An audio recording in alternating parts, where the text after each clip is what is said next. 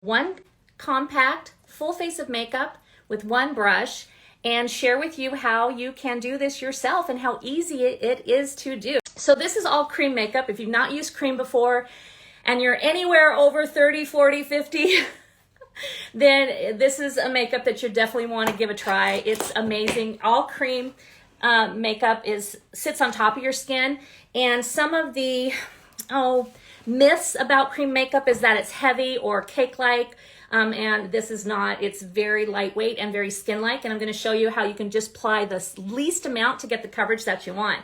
So the first thing I'm going to do is show you how to use one brush. All of the brushes are double-ended, and we're going to use this end here, and we're going to first start by framing our face, and that's what we're doing when we contour. So just tapping into the contour shade and then bringing it up here if you need to. Now, if you have a taller forehead like I do, and maybe a little bit wider face, then you can tap on some contour to frame this part of your face and to also drop your forehead down. So when you add a shadow up here, it's actually kind of making your forehead look like it starts from here to here, which then enhances our eyes, and that's what it's all about, right? So that's very easy. Put some contour up at the top of your face. It does not clog pores. It just sits on top of your face. It's really great, and it's really moisturizing. So the next thing I'm going to do is let's go ahead and add some contour underneath our cheekbones. You can use this brush in a couple different ways. You can pinch it and tap it on. You can even use this little side and just tap in to do start with a very fine contour. So what you want to do is feel for where your cheekbones are, not up here, not down here. So about the outside of your eye, top of your ear, right here, cheekbones. So I'm going to start right up here, and I'm just going to hug and tap some contour right up underneath that cheekbone there. And you can see I started out here and I stopped about the outside of my eye so that I'm just staying within that cheekbone, because all we're doing again when we're using contour is we're just enhancing and framing out our bone structure, our natural face shape, okay? So this is just adding a little bit of a shadow underneath. And the nice thing about this, yes, it's for you if you're 67. I'm actually 56. My mom is 78, lives down in Florida, and she has been using this makeup now for 3 years and absolutely loves it. They live in a fifth wheel full time. And so how great is it to have all of her makeup in one palette and her brushes, and she just puts them in the order that she's going to use them, sticks them on her face, and she's good to go. And she loves it, loves it. So I'm now contouring along my jawline and a little bit down my neck to add a bit of a shadow right here. And that's always great to do, especially, as we start to kind of get a little loose underneath our chin. You can also put a little right here and bring that down. Again, just adding shadows. That's all it is. So that is it. That is contouring. That same brush that I used to apply the contour, and I'm going to dip it right into my main shade. This is what you may consider to be like your main foundation shade. We happen to call them highlights, and you may be using 1 or 2 or 3 highlights depending on what works best for you. But I'm using 2 highlights today and a contour. So I'm tapping in. Hi, Lori. Yeah, Lori was skeptical, but now after using it for a month, she loves it. And Lori, you are a very natural, right? You like very lightweight makeup, very natural makeup. So I definitely would love to hear you share a little bit about that, because the makeup, I'm just tapping here and looking into my mirror. Now I'm just taking the makeup and I'm just tapping it on my face. I don't have to put it everywhere. I already did eyeshadow and mascara here just to save us time. But I'm tapping kind of around where I would normally put my main foundation. And I'm going to blend it, but I'm just giving it just a couple taps and then a couple taps onto the face. Okay. We don't have to be super perfect, and we don't have to cover our whole face, because as it sits on our skin, we're going to blend it, and it moves with our skin, so it will blend together seamlessly. Great coverage with just very light amount. So the next foundation or highlight shade I'm using is this one here, and it's a couple shades lighter than this shade.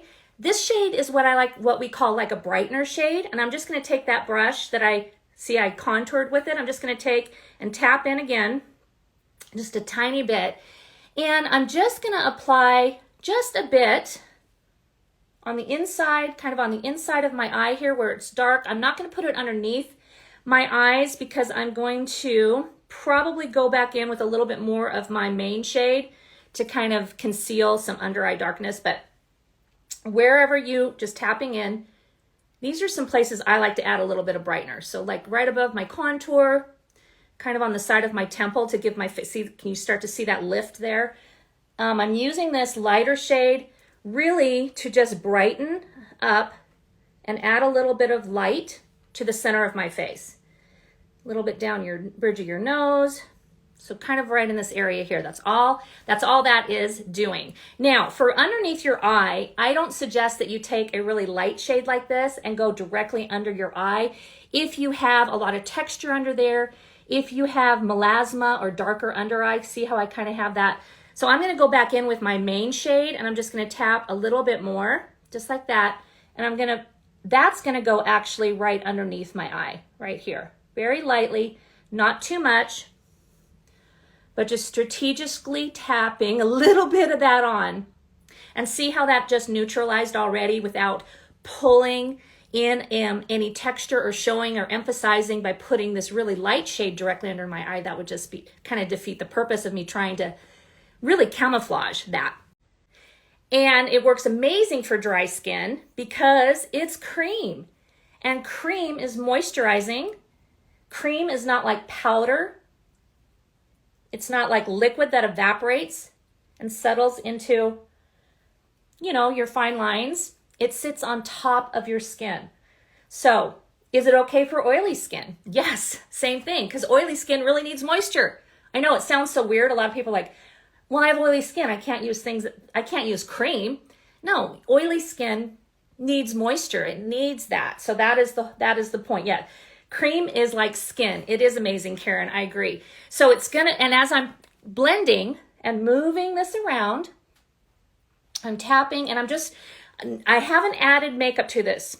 I haven't added makeup. I'm just letting this brush do the work for me. And I can blend and continue to blend as much as I want to. And of course, you can take your time when you're done, when you're doing this yourself.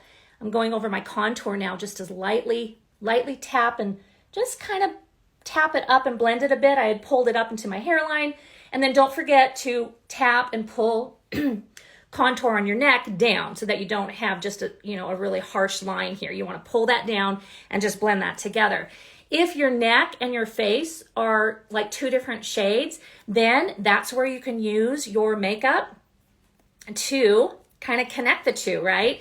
So if I need a little bit of color down here, or if I need to go lighter, I can pull that. So I can take a little bit of my main shade and just kind of bring that down on my neck. Okay. Contour, highlight shades, which make up your foundation. So 3D foundation, contour and highlight shades. That's why we call it 3D foundation. It adds dimension. It frames your face. It adds a glow. It adds a dewiness, and it's skin-like. Cream lip and cheek. This happens to be one of my favorites this time of year. This is called Sandstone, and it's very buildable. It is buildable, yes. Buildable coverage, right? Yes, it is. So I'm putting it on Sandstone on my lips. We have several different, sorry. I am the worst at putting on lip.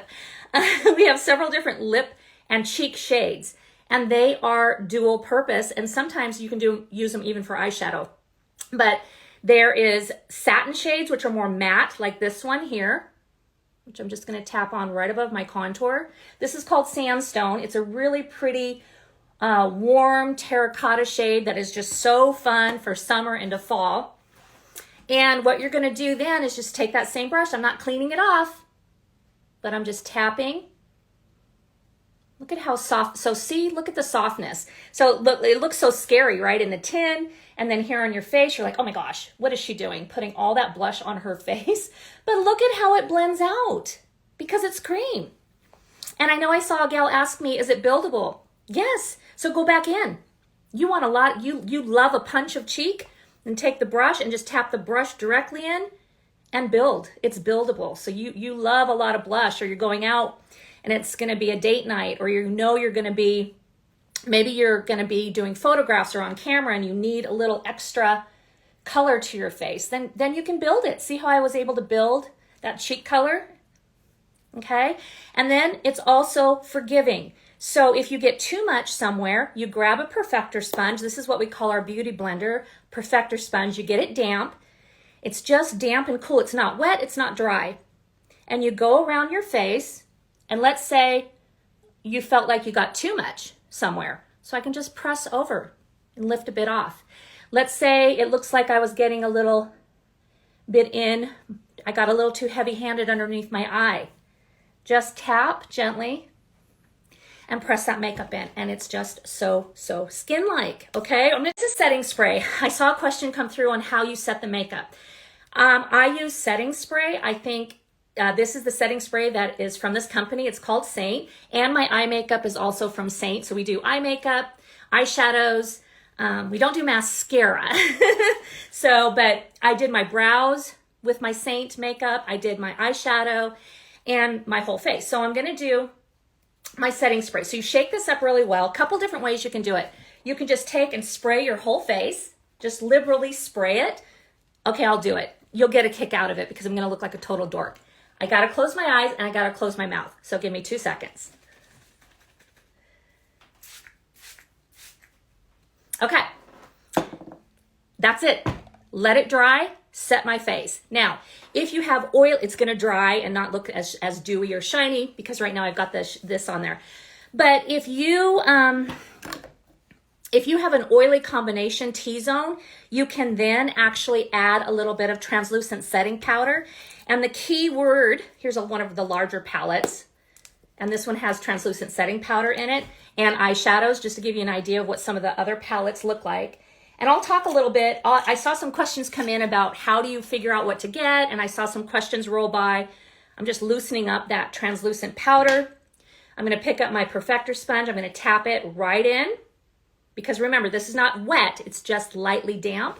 And then if you have a T-zone, you still have to wear a mask at work, you know you get super hot or sweaty, then you can come right in.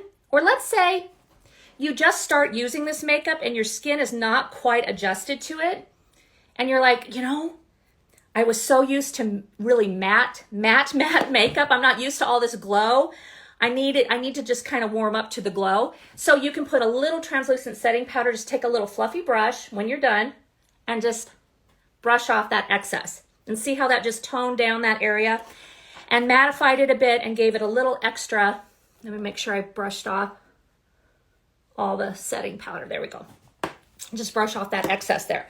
All right, so that is a full face of makeup from this right here. This is a number 4.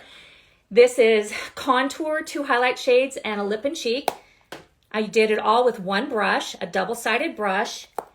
I added some setting spray, and then I used my perfector sponge.